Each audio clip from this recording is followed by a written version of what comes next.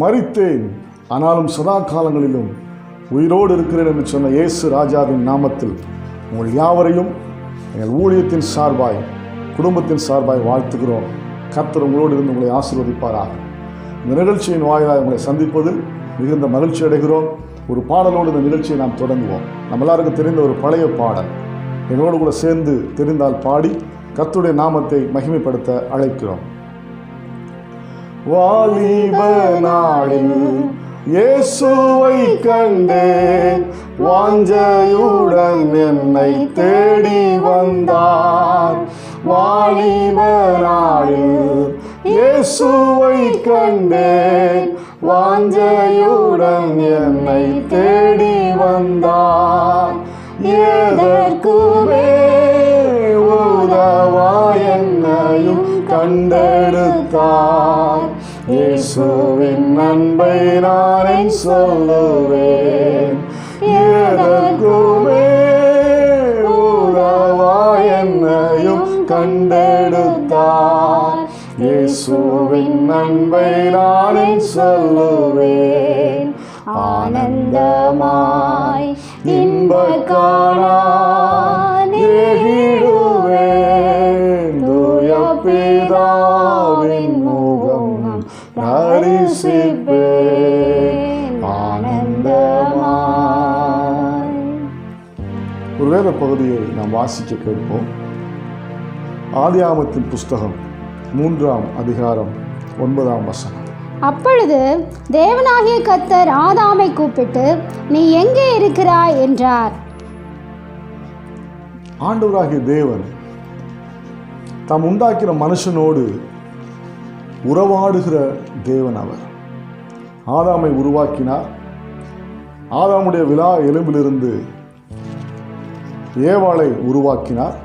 தான் உருவாக்கின மனிதனை அப்படியே விட்டு விடாமல் அவர்களோடு வந்து உறவாடுகிற தேவனாய் இருந்ததினால பகலில் குளிர்ச்சியான வேளையில் ஆதாமோடும் ஏவாளோடும் பேசும்படியாய் அவர் பரலோகத்திலிருந்து இறங்கி வந்தார்.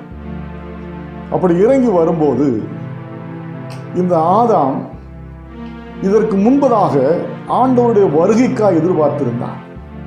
இப்பொழுதோ அவன் தன்னை ஒளித்து கொண்டிருக்கிறான் என்று சொல்லி வேதம் சொல்லுகிறது. ஏன் மனிதன் தன்னை ஒளித்து கொண்டான்? இன்றைக்கு அநேகருடைய வாழ்க்கையில ஆண்டவரை தேடி வர முடியாதபடி அல்லது ஆண்டவருடைய பிரசன்னத்தை உணர முடியாதபடி, ஆலயத்திற்கு வர முடியாதபடி தடைகள் உண்டாகி கொண்டிருக்கிறது. என்ன தடை என்று சொல்லி பார்க்கும்போது, அவன் ஆண்டவரை விட்டு விலகி நிற்கிறதுனால அல்லது பாவம் செய்கிறதுனாலே தேவ பிரசன்னத்திற்குள் வர முடியவில்லை. ஆதாமும் அதே போல்தான் ஆண்டவராகிய தேவன் விலக்கி இருந்த மரத்தினுடைய கனியை புசித்ததினால் தான் செய்தது தவறு அல்லது பாவம் என்று ஒத்துக்கொண்டு தன்னையே ஒளித்து கொண்டான். இன்றைக்கு நம்முடைய வாழ்க்கையில் இருக்கிற பாவங்கள், நம்முடைய வாழ்க்கையில் இருக்கிற மீறுதல்கள் ஆண்டவரை சேர முடியாதபடி தடை பண்ணுகிறதா இருக்கிறார். ஆனாலும் பாவியான மனுஷனை ஆண்டவர் இன்றைக்கும் அவர் தேடிக்கொண்டிருக்கிறார். அவர் இன்றைக்கும் தேடிக்கொண்டிருக்கிறார்.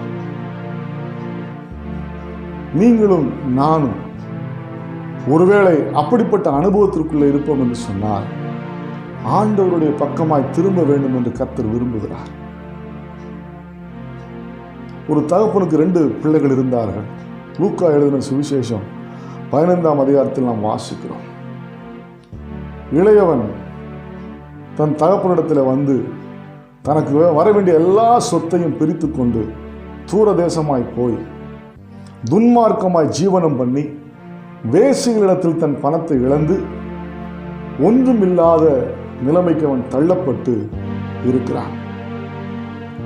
இதில் ஒரு முக்கியமான விஷயம் என்னவென்று சொன்னால், இவன் என்றைக்கு அந்த வீட்டை விட்டு வெளியே போனானோ அன்றிலிருந்து அவருடைய தகப்பன் என் மகன் திரும்ப வருவான் என்று சொல்லி ஒரு தேடலோடு ஒரு எதிர்பார்ப்போடு அங்கே உட்கார்ந்து இருக்கிறதை நாம் பார்க்க முடிகிறது.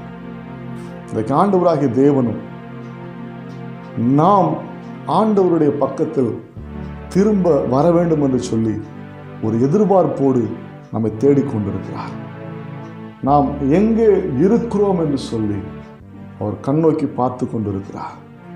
Where we are standing, நாம் எங்கே நின்று கொண்டிருக்கிறோம் என்பது நமக்கு தெரியும். ஆண்டவராகிய தேவனுக்கு தெரிந்தாலும் நம்முடைய சுய சித்தத்திற்கு நம்மை விட்டு கொடுத்ததினால நாம் திரும்பி வர வேண்டும் என்று சொல்லி ஆண்டவராகிய தேவன் எதிர்பார்த்து கொண்டிருக்கிறார். நம்முடைய வாழ்க்கை எங்கே இருக்கிறது? ஆலயத்துக்கு போகிற உண்மைதான், காணிக்கைகளை கொடுக்கிற உண்மைதான். நம்முடைய இருதயம் எங்கே இருக்கிறது? நாம் தேவனிடத்தில் இருக்கிறோமா, உலகத்திற்குள்ள இருக்கிறோமா? நம்முடைய ஐக்கியம் எங்கே இருக்கிறது? நம்முடைய உறவு எங்கே இருக்கிறது? நம்முடைய பாசம் எங்கே இருக்கிறது? ஆண்டவராகிய தேவன் ஒரு எதிர்பார்ப்போடு காத்திருக்கிறார். அந்த மனிதன் திரும்பி வந்தான். அவன் எப்படி வந்தானோ அப்படியே அவனுடைய தகப்பன் ஏற்றுக்கொண்டான். அவன் உள்ளத்தில் ஒரு தீர்மானம் எடுத்தான். நான் எல்லாவற்றையும் இழந்து போனேன், என் தகப்பனத்தில் போய் நான் சொல்ல போறேன், அவன் வீட்டில் நான் மகனா அல்ல, ஒரு வேலைக்காரன் என்னை வைத்துக் கொள்ளுது என்று சொல்லி கேட்க போறேன் என்று சொல்லி அவன் திரும்ப வரும்போது தகப்பன் அவன் தூரத்தில் வருவதை பார்த்து வேகமாக எழுந்து போய் அவனை கட்டி கொண்டான், அவனை முத்தம் செய்தான்.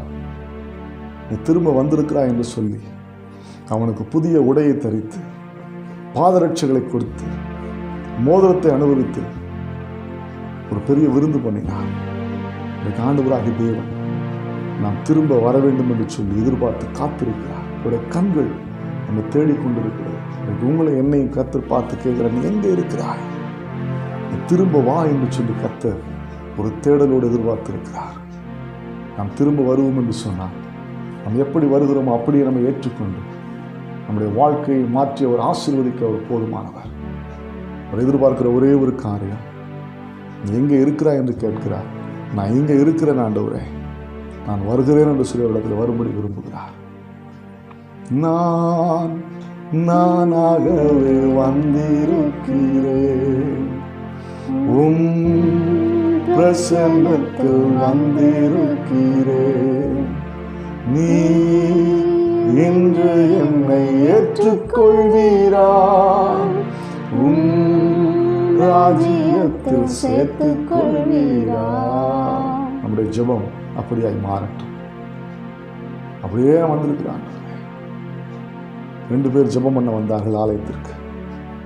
ஒருவன் ஆயக்காரன், இன்னொருவன் பரிசேயன். பரிசேயன் சொன்னான், நான் வாரம் ஒரு முறை உபவாசிக்கிறேன், நான் ஏழைகளுக்கு கொடுக்கிறேன், நான் தசமபாகம் தவறாமல் கொடுக்கிறேன், ஆகையினால் என் ஜெபத்தை கர்த்தர் கேட்க வேண்டும் என்று சொன்னார். நான் ஆயக்காரன் தூரமாய் நின்று தன் கண்களை வானத்துக்கு நேராக ஏறெடுக்க துணியாமல் தன் மார்பிலே அணைத்துக் கொண்டு நான் பாவியாக இருக்கிறேன் என்று சொன்னார். ஆண்டவராக இயேசு கிறிஸ்து சொன்னார், இவன் அல்ல, அவனை நீதிமானாக்கப்பட்டான். நாம் எப்படி வருகிறோம் என்று கர்த்தர் பார்க்கிறார். நம்முடைய இருதயத்தை பார்க்கிறார். அவர் தேடுகிற ஆண்டவராக இருக்கிறார். அவர் தேடிக்கொண்டிருக்கிறார்.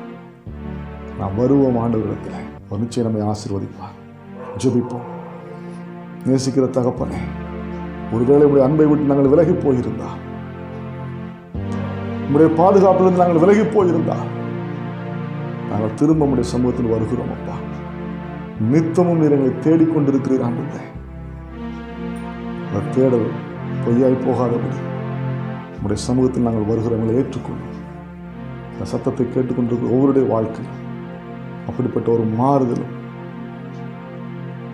உண்டாகும்படியாக ஜெபிக்கிறோம். இந்த கிருபை தாங்கட்டும். இயேசு கிறிஸ்துவின் நாமத்தில் ஜெபிக்கிறோம் நல்ல பிதாவே. ஆமென். ஆமென்.